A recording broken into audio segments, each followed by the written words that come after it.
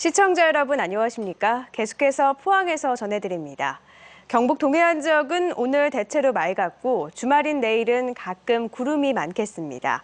오늘 낮 최고 기온은 16에서 21도 분포를 보였고 내일은 아침 최저 8에서 13도, 낮 최고 기온은 24에서 27도가 예상됩니다.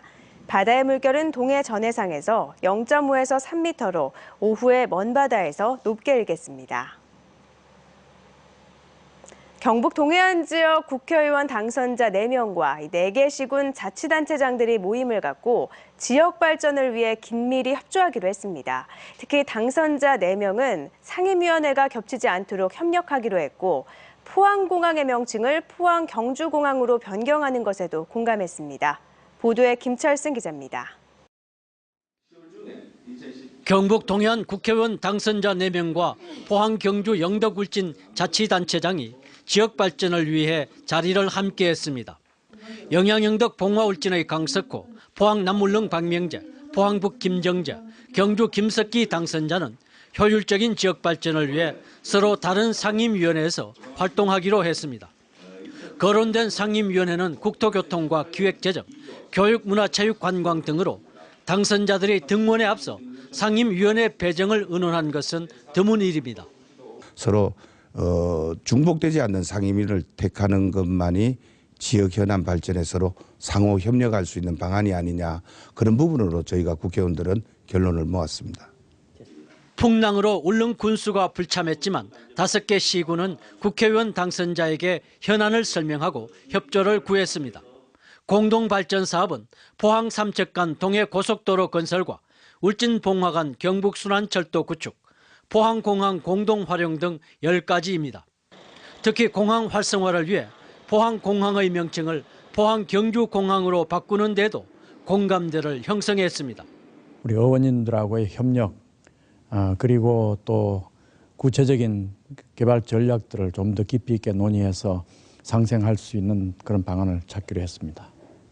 시군은 또 영림한 횡단대교와 2020년 전국체전 경주 유치, 신강구항 개발, 울진 해양경비안전서 신설, 그리고 울릉도 독도지원 특별법 제정 등에도 당선자들의 관심을 요청했습니다. 국회의원 당선자와 시장 군수들은 여소야대로 예산 확보에 차질이 우려되는 만큼 수시로 모임을 갖고 현안을 의논하기로 했습니다. MBC 뉴스 김철승입니다.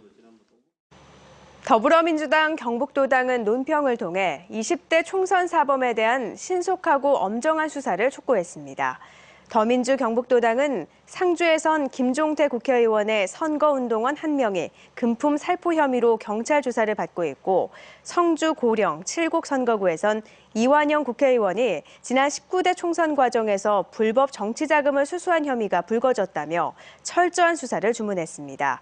더불어민주당 경북도당은 공명선거를 해치는 금품수수나 정치자금법 위반은 물론 상대 후보 비방 등 다른 선거사범에 대해서도 철저하고 신속한 수사를 촉구했습니다. 경상북도의회가 오늘부터 다음 달 4일까지의 일정으로 경상북도와 경북교육청이 제출한 2016년도 제1회 추가경정 예산안 심사에 들어갔습니다. 추경 예산안 규모는 경북도의 경우 당초보다 3,055억 원이 증가한 8조 2,761억 원, 경북교육청은 2,116억 원이 증가한 3조 9,106억 원 규모입니다. 경북도의회 예결특위는 당초 예산 편성 이후 변동된 중앙지원금과 법정 의무적 경비, 필수 경비의 과부족분을 우선 반영하는 한편 청년 일자리 창출과 도청 소재지 정주 환경 개선 등의 현안 예산을 집중적으로 살핍니다. 경북도의회는 불효불급한 사업은 조정하고 경상 경비를 절감해 추경 예산의 혜택을 도민들에게 돌아가는 것을 원칙으로 예산 심사 활동에 나선다고 밝혔습니다.